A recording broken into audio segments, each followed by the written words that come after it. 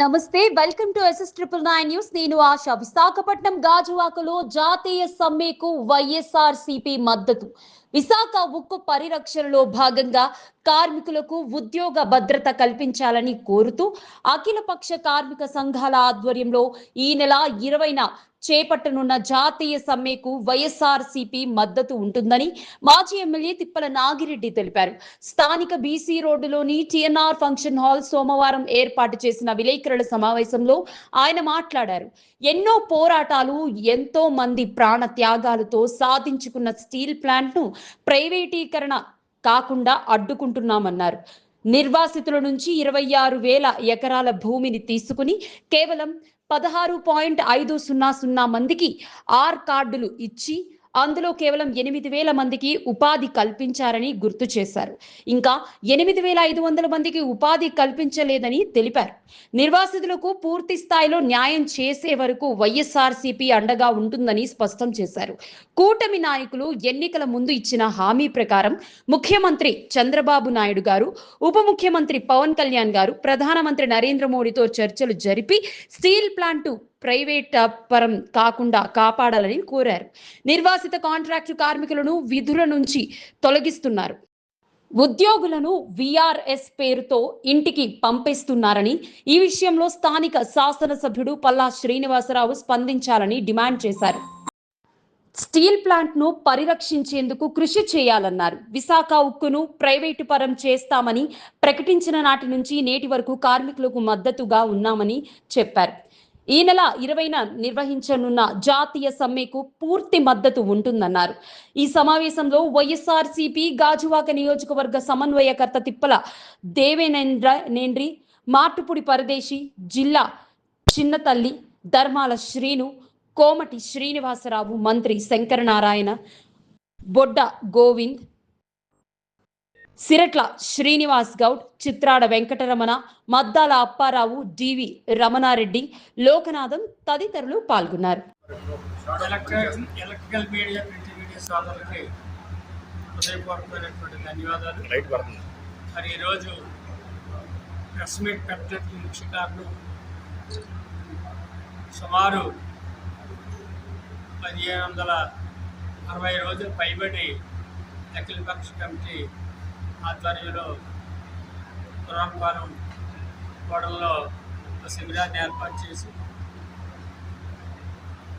ఎట్టి పరిస్థితుల్లో ప్రైవేట్ పరం కాలానికి లేదని బీజేపీ యూనియన్తో సహా అందరూ కూడా అక్కడ దీక్ష చేయడం, దానికి సంఘీభావంగా మరి స్టార్టింగ్లో వైఎస్ఆర్ ప్రభుత్వం ఉంది కనుక, నేను ఎమ్మెల్యేగా ఉన్నాను కనుక ఖచ్చితంగా బాధ్యత తీసుకొని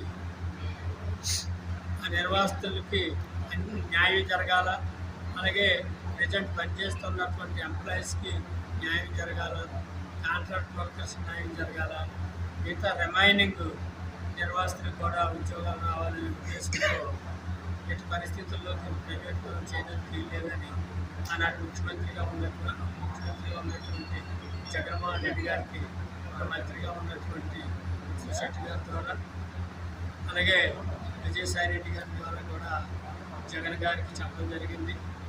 భారతదేశంలో, దక్షిణ భారతదేశంలో ఏకైక పెద్ద ఉక్కు ఫ్యాక్టరీ మరి మనకి విశాఖపట్నం జిల్లాలో ఉండడం మన అదృష్టమని ఆ రోజు ప్రాణ త్యాగాలతో 32 మందిని బలిగొని ఈ ప్లాంట్ని సంపాదించుకున్నాం.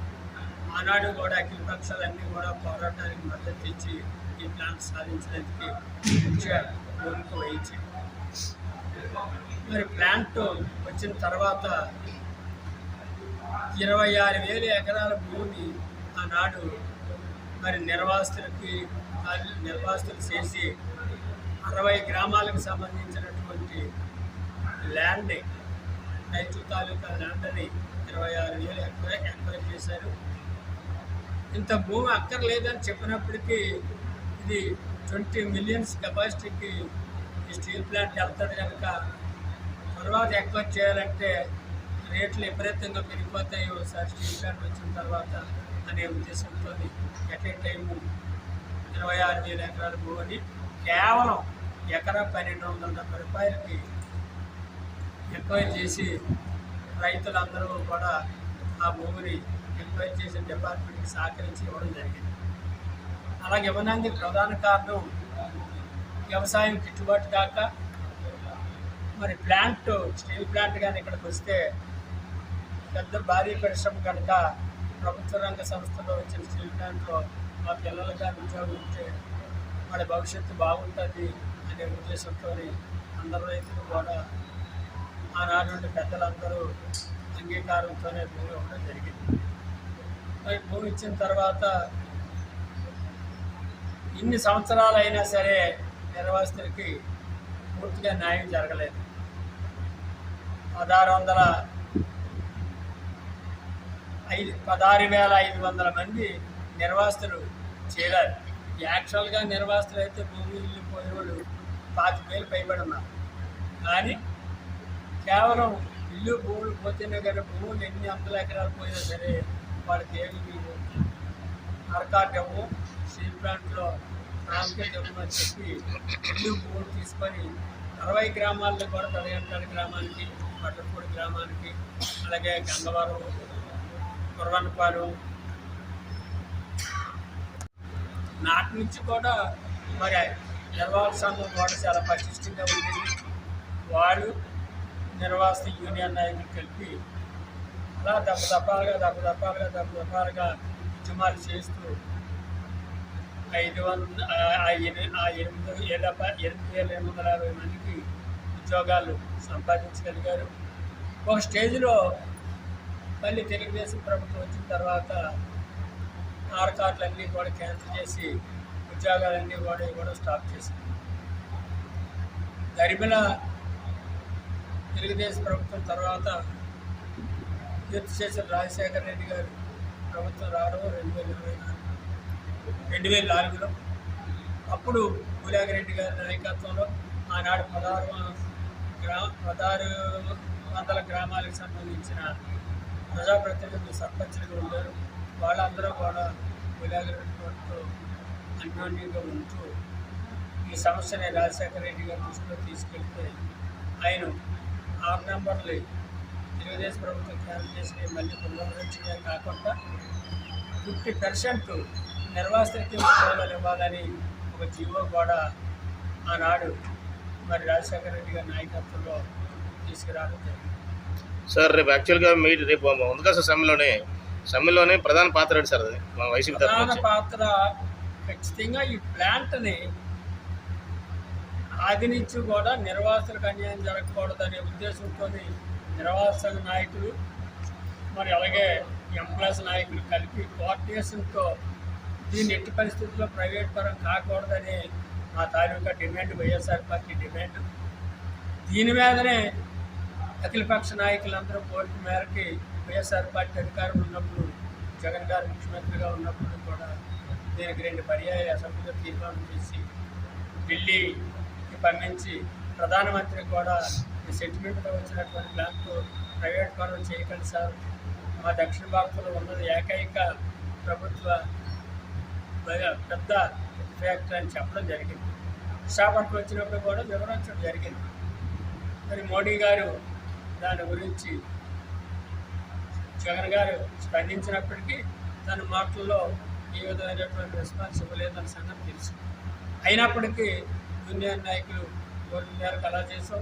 యూనియన్ నాయకులకి కూడా ఫ్రీగా మరి వాళ్ళ స్వేచ్ఛ వాళ్ళకి ఇచ్చి మీ పని మీరు చేయండి, నా పని నేను చేస్తాను, నా సపోర్ట్ పూర్తిగా ఉంటుంది మీకు అని ఎయిర్పోర్ట్లో ఇంటర్వ్యూ ఇచ్చి 1 గంట 45 నిమిషాలు చెప్పినవన్నీ వినడం కూడా జరిగింది. మోడీ గారిని ఢిల్లీ కలిసినప్పుడల్లా చెప్పడం, వైజాగ్లో సాక్షాత్ విశాఖపట్నం వచ్చినప్పుడు కూడా చూసాం.